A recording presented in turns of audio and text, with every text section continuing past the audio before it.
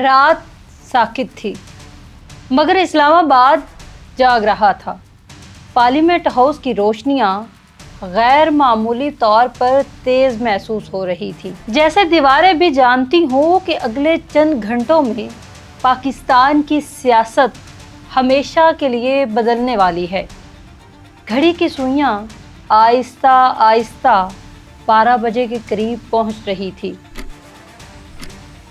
قومی اسمبلی کا اجلاس صبح سے جاری تھا، مگر وقفے پر وقفہ، تاخیر پر تاخیر، اور پورے ملک کی نظریں ایک ہی سوال پر جمی تھی: کیا عمران خان وزیر اعظم رہیں گے یا نہیں؟ ٹی وی اسکرینوں پر بار بار ایک ہی منظر دکھائی دے رہا تھا۔ ایوان میں بے چینی تھی، حکومتی بینچوں پر خاموشی اور اپوزیشن کی نشستوں پر بے قرار انتظار۔ پھر اچانک اسپیکر قومی اسمبلی اسد قیصر کھڑے ہوئے۔ آواز میں تھکن بھی تھی، جذبات بھی، اور شاید تاریخ کا بوجھ بھی۔ چند لمحوں کے لیے پورا ایوان خاموش ہو گیا، اور پھر وہ جملہ بولا گیا جس نے سیاسی منظرنامہ بدل دیا: اسد قیصر نے استعفیٰ دے دیا۔ دراصل یہ 9 اپریل 2022 کی ایک تاریخ رات تھی۔ کہانی مختصر: عمران خان کو ہٹانے کی بھرپور تیاری کی جا چکی تھی۔ اسد قیصر کے استعفیٰ دینے کے بعد اسپیکر کی نشست سردار ایاز صادق کے حوالے کر دی گئی۔ اسی لمحے اسلام آباد کے ایک اور حصے میں غیر معمولی سرگرمیاں شروع ہو چکی تھی۔ سپریم کورٹ کے دروازے راتوں رات کھل رہے تھے۔ خبریں آ رہی تھی کہ ججز آدھی رات کو عدالت پہنچ رہے ہیں۔ یوں محسوس ہو رہا تھا جیسے ریاست کے تمام ادارے ایک ہی رات میں ایک ہی کہانی کا حصہ بن گئے ہوں۔ اسکرپٹ لکھنے والے نے ایک کہانی لکھ دی تھی، بس سب اپنا اپنا رول ادا کر رہے تھے۔ خیر ناظرین، پھر وہ لمحہ آیا جس کا انتظار پورا ملک کر رہا تھا۔ تحریک عدم اعتماد پر ووٹنگ ہوئی، اور چند لمحوں بعد عمران خان پاکستان کے وزیر اعظم نہیں رہے تھے۔ ایک سیاسی عہد اپنے اختتام کو پہنچ چکا تھا، مگر اصل کہانی تو اب شروع ہونی تھی۔ اقتدار سے محروم ہونے کے بعد عمران خان خاموش نہیں بیٹھے۔ جلسے شروع ہوئے، بیانیہ بنا کہ ایک سازش کے ذریعے حکومت گرائی گئی ہے۔ ملک کے مختلف شہروں میں عوام کا سمندر نکلنا شروع ہو گیا۔ ہر جلسہ پہلے جلسے سے بڑا جلسہ، ہر تقریر پہلے سے زیادہ جارحانہ۔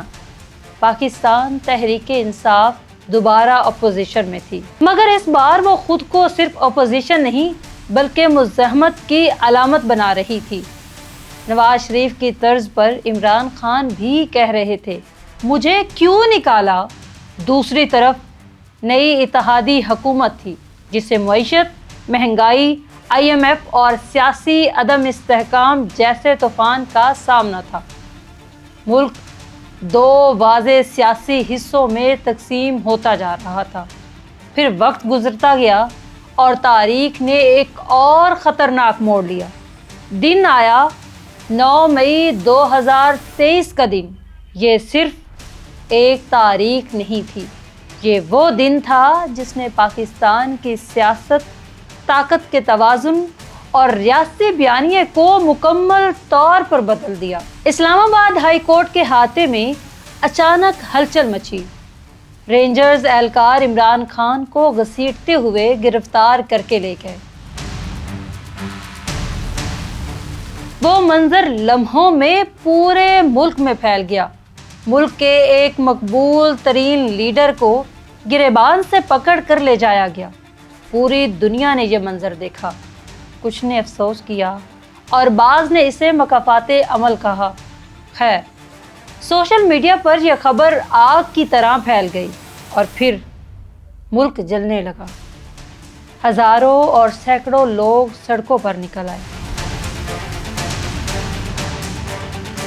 تحریک انصاف بھرپور احتجاج کرنے لگی۔ لاہور، راولپنڈی، پشاور، فیصل آباد، ایک کے بعد ایک شہر میں احتجاج شروع ہو گئے۔ مگر یہ احتجاج معمول کے نہیں تھے۔ مشتعل ہجوم سڑکوں پر تھا، سرکاری عمارتوں پر حملے ہوئے۔ پھر وہ منظر سامنے آیا جس نے پورے نظام کو ہلا کر رکھ دیا۔ کور کمانڈر ہاؤس لاہور پر حملہ، GHQ کے گیٹس کے باہر ہنگامے، فوجی تنصیبات کو نشانہ بنایا گیا۔ پاکستان کی تاریخ میں شاید پہلی بار ایسا ہوا تھا کہ ایک بڑی سیاسی جماعت کی حامیوں پر عسکری مقامات پر حملوں کے الزامات لگے۔ اور یہیں سے ایک واضح لکیر کھینچی گئی۔ ایک طرف ریاستی ادارے تھے تو دوسری طرف تحریک انصاف۔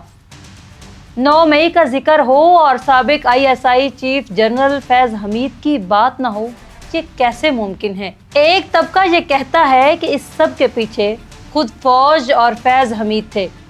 مقصد ایک تھا، کسی طرح فیض حمید آرمی چیف بن جائے اور عاصم منیر کو پسے پشت ڈال دیا جائے۔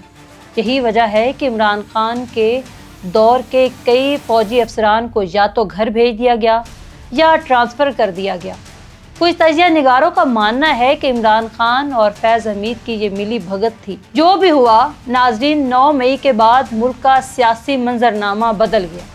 9 مئی کے بعد صرف گرفتاریاں نہیں ہوئی، پورا سیاسی ماحول بدل گیا۔ پولیس رپورٹوں کے مطابق پنجاب بھر میں 319 مقدمات درج ہوئے، ہزاروں افراد نامزد کیے گئے، ہزاروں افراد گرفتار ہوئے، سینکڑوں چلان عدالتوں میں جمع ہوئے، کئی کارکن روپوش ہو گئے، بہت سے لوگ نامعلوم ملزمان کی فہرست میں ڈال دیے گئے۔ تحریک انصاف کی مرکزی قیادت تقریباً ہر بڑے مقدمے میں شامل کی گئی۔ بانی چیئرمین سے لے کر ضلعی رہنماؤں تک سب پر مقدمات قائم ہوئے۔ پھر ایک نیا مرحلہ شروع ہوا۔ ناظرین، وہ لوگ جو کل تک عمران خان کے ساتھ سٹیج پر کھڑے ہوئے تھے، آج پریس کانفرنسوں میں نظر آنے لگے۔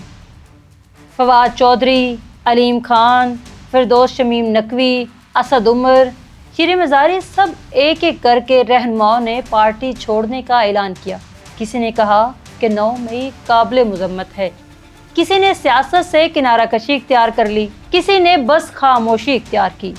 فواد چودھری الگ ہوئے، شیریں مزاری نے سیاست چھوڑنے کا اعلان کیا، پرویز خٹک نے اپنا رستہ جدا کر لیا، عثمان بزدار منظر سے غائب ہو گئے، محمود مولوی، عامر کیانی، صداقت عباسی، کئی نام یا تو خاموش ہو گئے یا الگ رستے پر چل پڑے۔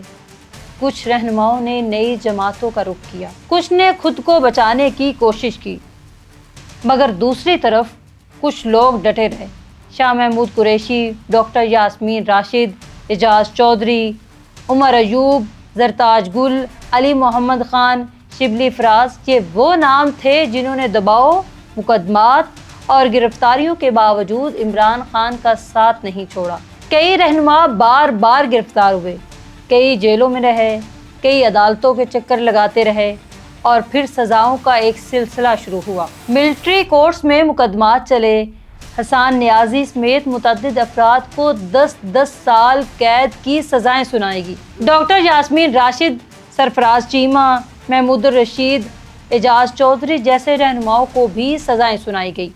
علامہ حامد رضا، شیخ وقاص اکرم، زرتاج گل اور عمر ایوب کے نام بھی ان مقدمات میں زیر بحث رہے۔ راولپنڈی کے GHQ کیسز بدستور التوا کا شکار رہے۔ کئی مقدمات میں فرد جرم تک عائد نہ ہو سکی۔ Video link trial, jail trial, security خدشات، یہ سب پاکستان کی عدالتی اور سیاسی تاریخ کا حصہ بنتے گئے۔ پھر ایک وقت ایسا آیا جب تحریک انصاف صرف ایک سیاسی جماعت نہیں رہی تھی، بلکہ ایک امتحان بن گئی تھی۔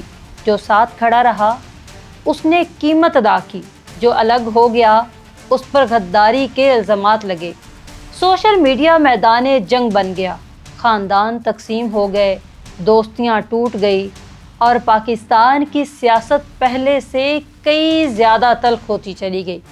لیکن سب سے اہم سوال آج بھی وہی ہے، کیا 9 مئی ایک اچانک پھٹنے والا عوامی رد عمل تھا، یا ایک سیاسی غلطی جس نے تحریک انصاف کی پوری سیاسی طاقت کو ہلا کر رکھ دی، کیونکہ حقیقت یہ ہے کہ 9 مئی کے بعد صرف گرفتاریاں نہیں ہوئی، بیانیے بدلے، وفاداریاں بدلی، طاقت کے مراکز بدل گئے اور شاید پاکستان کی سیاست کا رستہ بھی ہمیشہ کے لیے بدل گیا۔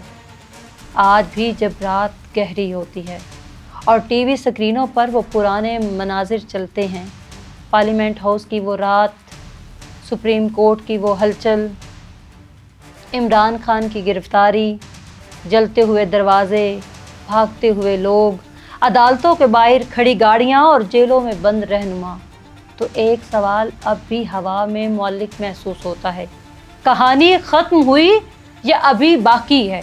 9 مئی کس کی غلطی تھی؟ تحریک انصاف کی یا ان اندیکھے لوگوں کی جنہوں نے یہ سارا سکرپٹ لکھا تھا؟ خیر ناظرین، جو بھی ہوا غلط ہوا، مگر کیا 9 مئی میں ملوث لوگوں کو گرفتار کر کے ملک بہتر ہو گیا؟ کیا ملک ترقی کر گیا؟ کیا ملک میں مہنگائی ختم ہو گئی؟ 9 مئی میں کس کا قصور تھا؟ ہمیں کمنٹ سیکشن میں لکھ کر ضرور بتائیے گا۔